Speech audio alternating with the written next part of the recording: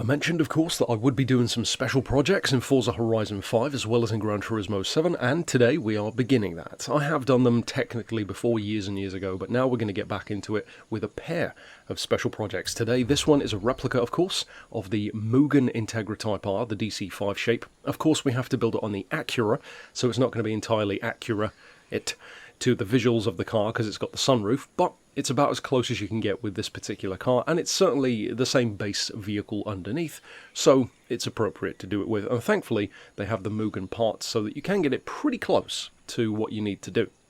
Speaking of being pretty close, it's actually got almost identical specs, and you have to do some stuff to it which is kind of accurate in terms of what parts it should have. So it works out quite nicely. In terms of the visuals, of course, I didn't bother doing the livery on this one myself, so it was done by a player. So I will slap here on screen the tune code for my build, of course, and the livery code for this particular player's design. Of course, a ton of different people have done this.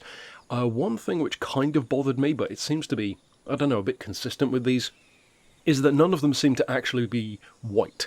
Like, the Mugen is like a pure white colour, like championship white almost, and they all kind of have more of a pearl or metallic white, almost a silver kind of look, so I'm not sure what's up there. Maybe it's just a weird glitch with the car, but I downloaded a few different ones, and they all seem to come out this colour instead of white, which is a bit of an oddity.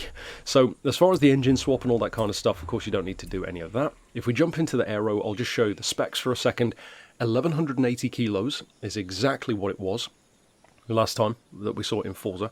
B 632 points. So of course with special projects these are not built to be the maximum class kind of thing, although in a second I'll show you a way that you actually can do that with this car, which makes it potentially even more useful, plus in a pretty nice way without breaking the immersion, which is always a nice bonus. So as far as the visuals, of course, we've got the Mugen front bumper, the Mugen rear wing. Unfortunately, we don't have a Mugen rear bumper, but I've just gone for the Acura spec, so more like a facelift DC5 in other words, and the other ones just don't really look that accurate to what it should be.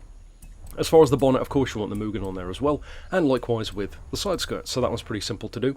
This is where you have the option. Now, what I've done with the tyres is left them standard, because I wanted it to feel kind of like what the Mugen feels like when you just jump into Forza 3 or Forza 4 and drive it in its completely standard form. And incidentally, going back to the specs, 218 horsepower is pretty close. I believe it had 217, so almost spot on, and certainly when you combine that with the weight, not being able to, like Gran Turismo does, add ballast, you really do have to try and get it spot on, so I'm really glad how well it turned out. Now, speaking to what I was saying, if you go down to the racing slicks, which of course are fantastic on grip, it puts you to 701. So in other words, if you make some maybe slight adjustments to other stuff like the track width, for example, or the wheel spaces, you might be able to bump that down. In fact, you should be able to bump it down to B700. So if you do want to use this as not just a replica, but a useful car, plus without breaking the immersion, it's essentially still got the right specs, it just has racing slicks, then you could do that. Like I said, I've opted not to bother, but you could certainly do that if you wanted to. The tyres are not adjusted there. The rims I've increased to 17-inch. Some people might feel that's still a bit too small for these, but in my opinion, 18s just look a bit too big for the car. And certainly if you look back to the older Forza games, they don't look that big, but it's down to you. As far as the rims, of course, those are very important for the build, so I've gone for Work CRKAI wheels. There are a couple of different ones which look pretty close, so if you want to check out the other ones you can, but for my eye at least those look pretty accurate to what they should be. And speaking of the track width, you want a little bit extra on the front. To be honest, those are still a little bit too wide, but if you leave them in, they just look lost in the arches, and if you do them fully, that just looks ridiculous. It's like a go-kart at that point. So that's what I've done there. And as far as the rear, I've done the same, because again, you don't need them sticking all the way out, but of course it's down to you. If you do use the code, then of course you'll get exactly what I've done here. But if you want to do it yourself, that's where the changes come in. Again, this is a really nice thing that happened, because to get the right amount of power, literally all you need to do is fit the racing exhaust. And it makes it sound better as well. It makes it sound more accurate to like that traditional kind of VTEC sound, so that's nice as well. As far as the brakes, I didn't go all the way to racing ones because that's a bit of an overkill. So we've got the sports brakes. Likewise with the suspension, we've gone for street rather than anything crazy. As far as the anti-roll, you want sport there on the front and the rear. As far as the anti-roll, or the, I guess, chassis reinforcement as they call it, we've gone for the sports one on that one. Of course, you don't want an actual full roll cage even for the car. We've got the sports weight reduction as well. Thankfully, in conjunction with a few other things like the rims that we've done, it really is spot on for weight, so that worked out really, really nicely. And then as far as the clutch, I've gone for the sports on that one. Standard transmission, you don't really need to touch that. Standard driveline, and as far as the diff, that is also sport. So it's not that complicated. It's certainly not a very expensive build to do. And now if we jump into the custom tuning shop, 32 PSI on the tyres. Of course, you cannot adjust the transmission. Doesn't really matter for this car anyway.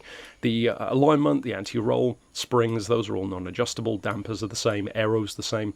And then all you need to change is the diff, which is just on 10% anyway. So it's pretty much just a plug-and-play build. So if you download it, of course, that will just put it all on the car.